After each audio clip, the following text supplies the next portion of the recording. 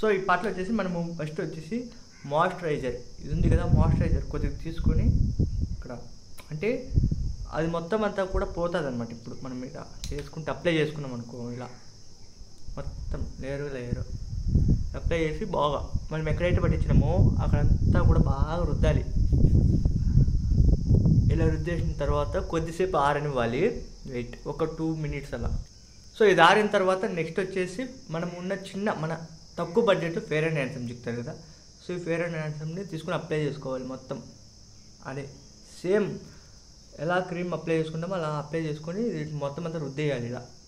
Wait అలా రుద్దేసిన తర్వాత ఇంకా డైరెక్ట్ మన పౌడర్ ఉంటుంది కదా, సో పౌడర్ కూడా జస్ట్ ఇలా మాస్టర్లో ఉన్నాం కాబట్టి ఇలా ఇది కూడా మొత్తం అంతా కూడా మనం రుద్దేయాలి.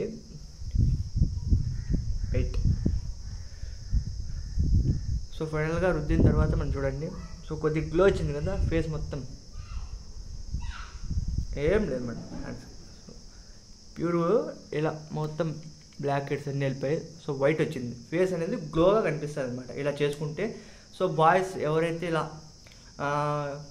స్పీడ్గా వెళ్ళాలన్నా కూడా ఎక్కడైనా ఫంక్షన్స్కి ఇలా తొందరగా మీరంతకు మీరే బ్యూటీ పార్లర్ వెళ్ళకుండా ఓన్గా డైరెక్ట్గా మీరే ప్రిపేర్ చేసుకొని మీ యొక్క ఫేస్ని గ్లోగా తయారు చేసుకోండి. బాయ్, నెక్స్ట్ వీడియోలో మనం తెలుసుకుందాం.